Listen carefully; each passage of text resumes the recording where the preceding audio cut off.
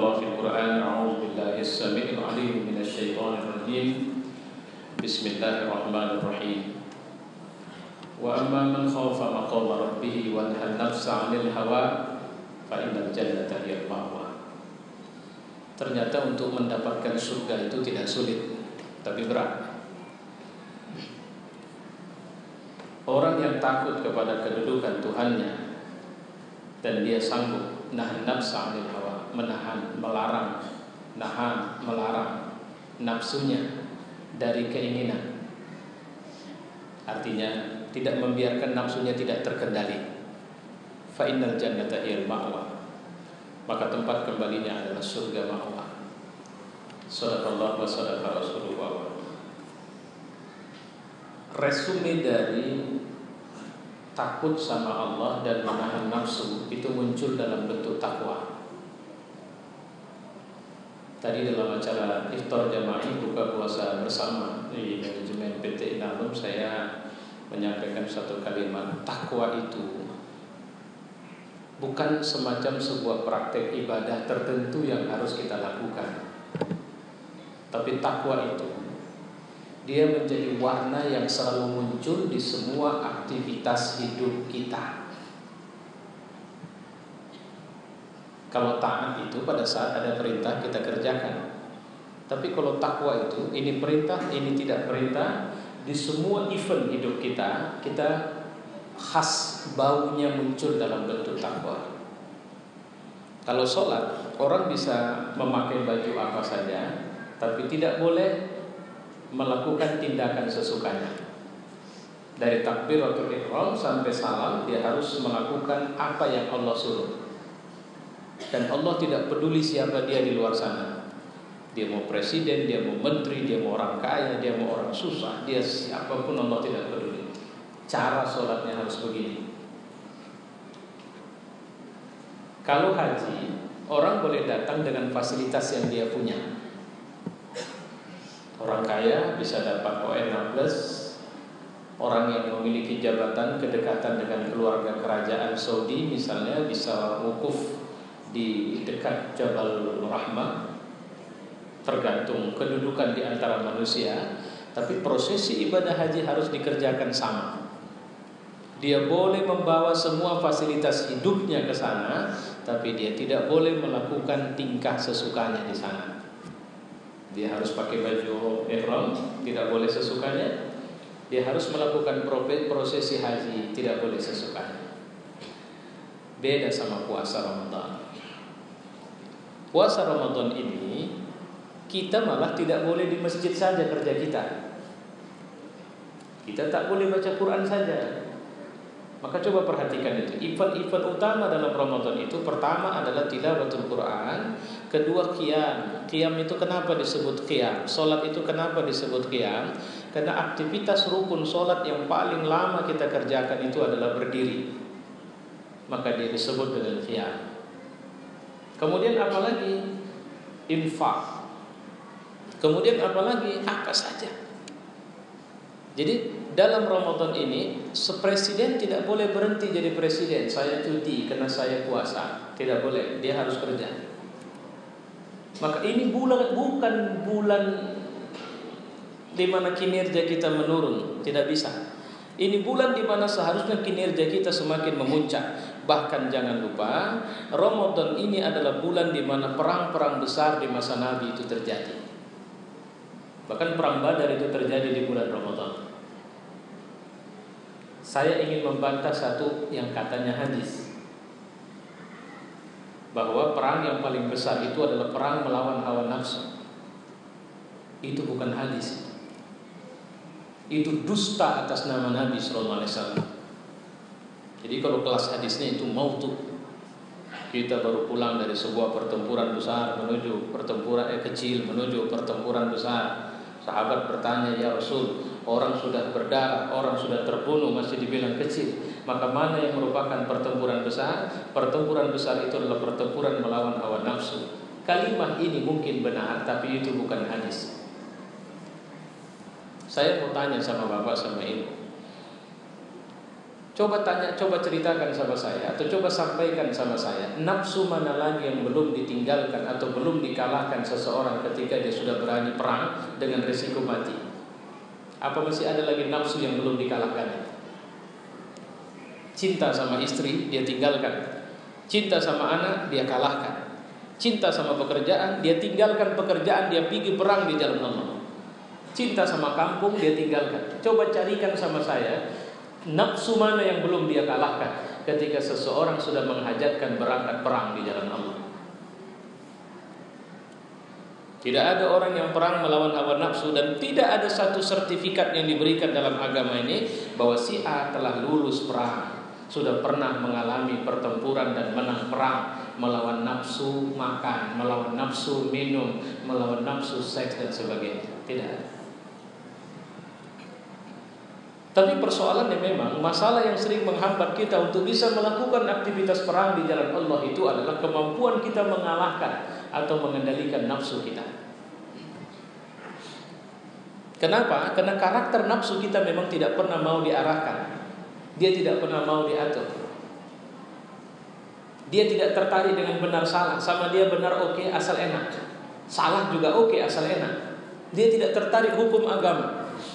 Dia lebih tertarik karena aku suka maka ini aku kerjakan. Itu bahasa nafsu. Ramadan ini Allah sedang melatih kita untuk bisa menjadikan nafsu ini sebagai software atau perangkat yang bisa memacu kita untuk kemudian lebih berdaya, seperti yang dibilang oleh Nabi Allah Yusuf alaihissalam, wa ma ubarri'u nafsi innan nafsa la'ammarata bis-su'i illa ma rahima rabbi. Kita sekarang sedang belajar agar nafsu kita itu disayangi oleh Allah Subhanahu wa taala. Nafsu yang mana? Nafsu yang bisa menahan dirinya. Karena tidak ada yang bisa menghambat kita masuk surga kecuali diri kita sendiri. Syaitan tidak bisa mengganggu kita. Syaitan itu cuma memanfaatkan kelemahan kita. Siapa yang menghambat ibu bapak bangun untuk kemudian sholat tahajud sementara bapak tidak bisa tidur? Coba saya tanya dulu. Padahal bapak tidak bisa tidur, tapi kenapa bapak tidak menghamparkan sajadah? Kenapa ibu tidak membaca Al-Quran? Kenapa cuma bengong sana bengong sini? Ya Allah, kenapa saya nggak bisa tidur? Kenapa cuma teriak seperti itu? Jawabannya, siapa yang tidak mau sujud? Kita sendiri. Kenapa tidak mau? Jawabannya malas. Kenapa malas? Jawabannya kualitas iman kita tidak meninggi. Maka Ramadan ini bulan di mana Allah melatih kita untuk menunjukkan kualitas kita di semua posisi hidup kita. Jadilah orang bertakwa di jabatanmu. Jadilah orang bertakwa pada posisimu sebagai orang tua, pada posisimu sebagai suami, pada posisimu sebagai istri, pada posisimu sebagai hamba Tuhanmu.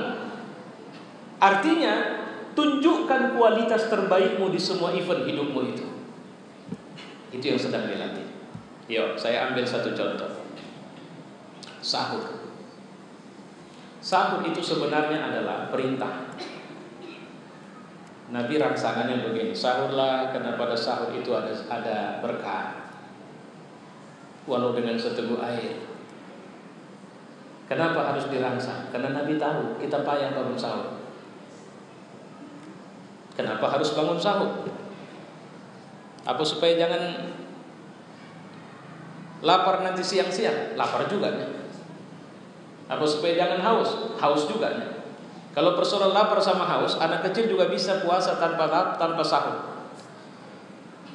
Dan kita juga udah ada yang mulai tidak mau bangun sahur dengan alasan sudah makan habis tarawih tadi. Aku udah tahan lah. Udahlah, jangan bangunkan lagi aku nggak usah sahur sajalah. Sehingga dia tidak pernah sahur lagi. Dia cuma sahur 4 hari, 5 hari, atau 6 hari, atau 10 hari. Setelah itu dia tidak mau sahur lagi. Disinilah kekalahan dia sebenarnya. Kenapa saya bilang dia kalah? Karena sebab sahur itu sebenarnya adalah cara Allah untuk membangunkan atau melatih kita agar punya kebiasaan bangun sebelum subuh. Itu latihan yang dibuatkan Allah sama kita. Kenapa Allah latih kita bangun sebelum subuh? Karena bangun sebelum subuh adalah perilaku orang sukses dunia. Dan Allah menambahkan plusnya. Karena setiap sebelum subuh Allah turun ke langit dunia dan dia tahu betul kita punya 3 persoalan dalam hidup kita. Apa 3 persoalan itu? Pertama, kita punya masalah dan dia punya solusi. Kedua, kita punya salah dan dia punya ampunan. Ketiga, kita punya keinginan dan Dia akan kasih. Kan itu yang Allah turun tiap malam di langit dunia dan Dia memanggil kita, mengetuk kita untuk kemudian ayo, aku tahu kalian enggak luar biasa. Kalian bukan manusia super yang semua masalah bisa kalian selesaikan, yang semua keinginan bisa kalian penuhi, yang semua salah bisa membuat kalian tenang dan nyaman. Tidak, ayo datanglah, aku Tuhan kalian. Dan bagaimana caranya supaya kita bisa segar mata ini sebelum subuh? Dilatihnya kita 30 hari ini untuk bangun.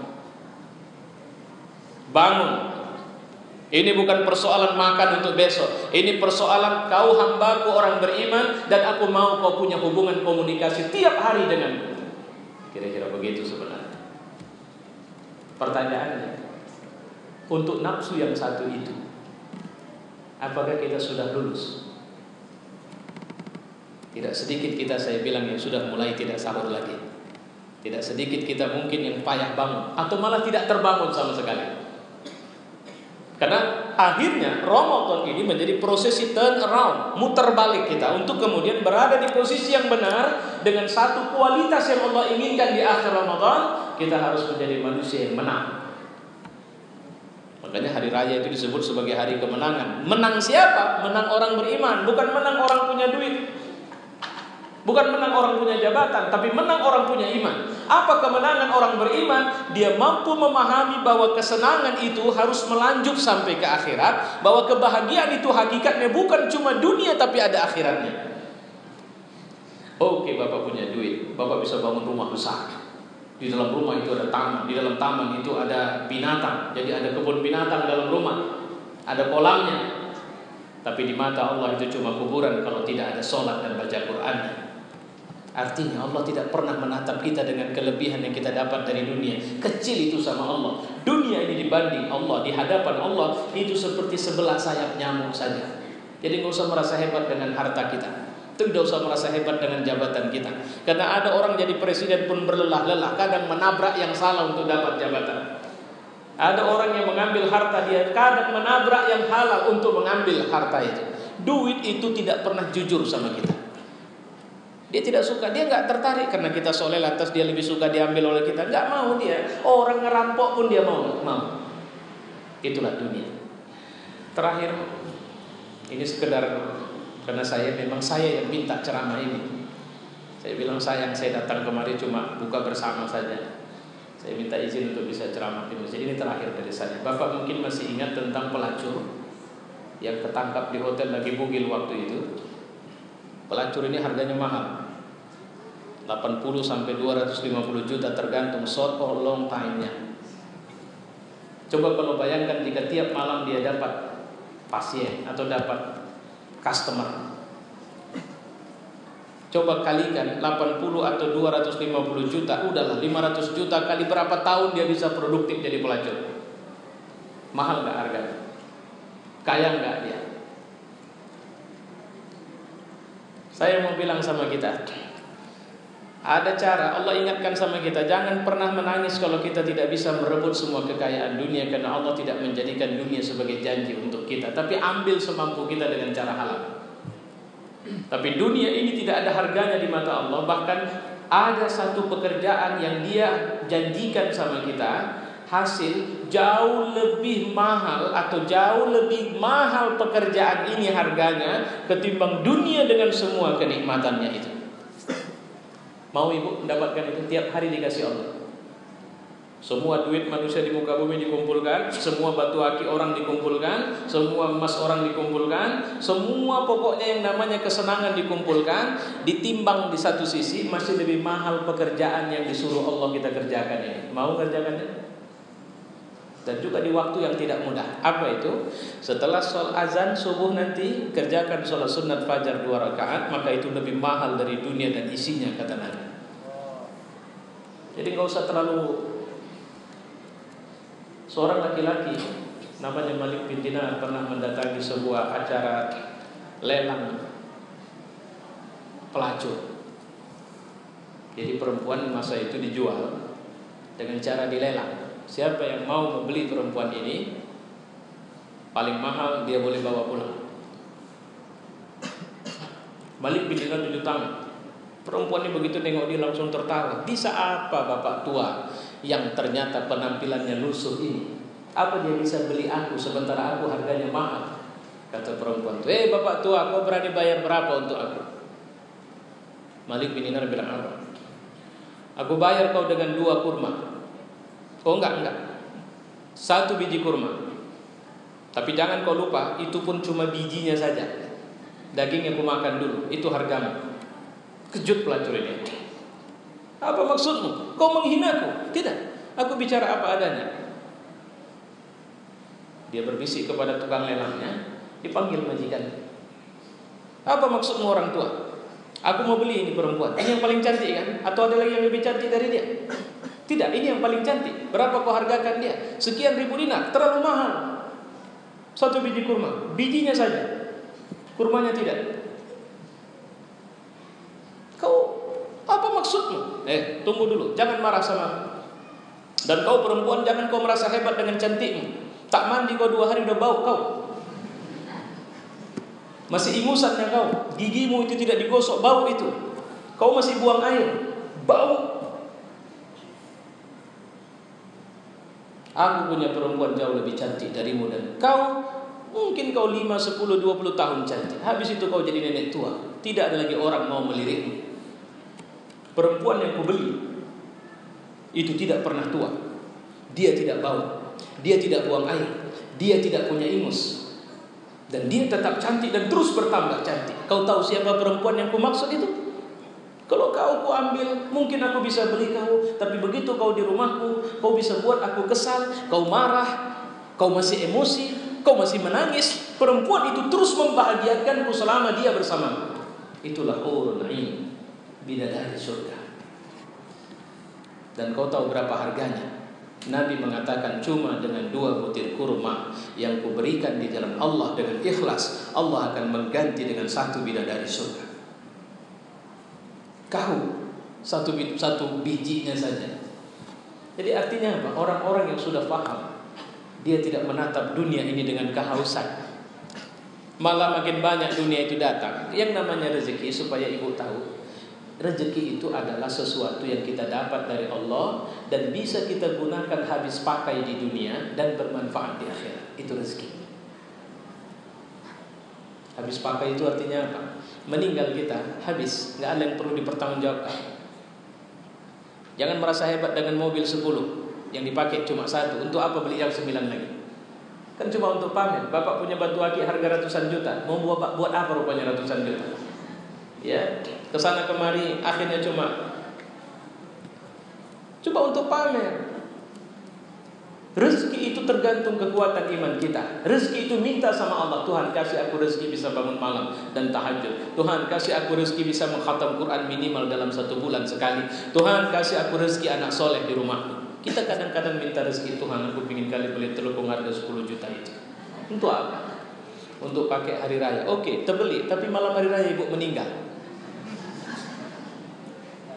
Jangan pernah memiliki sesuatu yang menyusahkan kita di akhirat. Tapi ambillah sesuatu yang memudahkan hubungan kita dan menyebabkan kita mudah masuk ke surga Allah Subhanahu wa taala. Saya pikir ini sekedar diskusi dari saya untuk kita semua, dan saya mohon maaf ke Badan Kenaziran Masjid dan IWI. Saya berterima kasih Pak Joko telah memberi saya untuk bisa memberi tausiah malam ini. Saya bilang jangan takut, gratis. Saya nggak dibayar. Saya bilang, kenapa? Biar orang PT saja yang udah bayar saya tadi waktu kuliah iftar jamaah. Untuk masjid gratis dari saya insyaallah. Tadi begitu saya bilang gratis, makanya cepat Pak Joko bawa saya kemari. Oke, saya pikir itu. Mudah-mudahan saya mohon maaf. Wassalamualaikum warahmatullahi wabarakatuh. Sebelumnya kalau kita tidak jumpa lagi, insyaallah kita jumpa di surga Allah pada satu hari. Assalamualaikum.